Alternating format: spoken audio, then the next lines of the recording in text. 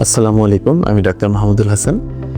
আমাদের অনেকেই ইনসুলিন নিতে অনেক ভয় পান, নিজের শরীরকে ছিদ্র করতে বা সিরিঞ্জ দেখেই অনেকে ভয় পান।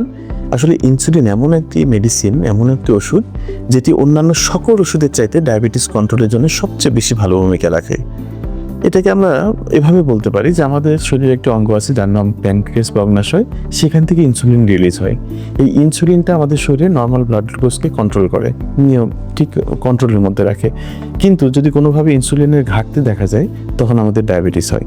সেটার চিকিৎসা হিসেবে যদি একজন ডাক্তার আপনাকে ইনসুলিন চয়েস করেন বা ইনসুলিন প্রেসক্রাইব করেন, আপনার ফার্স্ট কনসিডারেশন অবশ্যই আপনাকে নিয়মিতভাবে ইনসুলিন নেওয়া।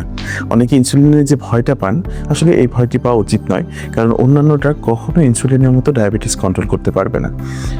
ইনসুলিন না নিলে অন্য ড্রাগ নিয়ে যদি আপনি ডায়াবেটিস কন্ট্রোল করতে চান, তাহলে বিষয়টা হবে এরকম যে একটি অসুস্থ ঘোড়াকে আরও বেশি চাবুক মারার মতো। অর্থাৎ একটি ঘোড়া কাজ করতে করতে বা দৌড়াইতে দৌড়াইতে অসুস্থ হয়ে গেছে, আপনি তাকে আরও চাবুক মারছেন, সে যেন আরও জোরে দৌড়ায়। আমাদের শরীরে যে প্যানক্রিয়াস বা অগ্ন্যাশয় থাকে, সেটি যখন কাজ করতে করতে এক্সজস্টেড বা অনেকটা ক্লান্ত হয়ে যায়, সেই সময়টাকে আমরা যদি মুখের ওষুধ দিই, তাহলে তার উপরে আরও বেশি প্রেশার পড়ে নতুন করে ইনসুলিন তৈরি করার জন্য।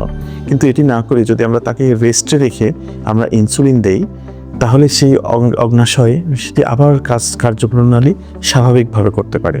সুতরাং ইনসুলিন অবশ্যই আপনার জন্য অনেক বেশি উপকারী। ইনসুলিন নিয়মিতভাবে নেবেন এবং ইনসুলিনকে কখনোই অ্যাভয়েড করবেন না। ধন্যবাদ।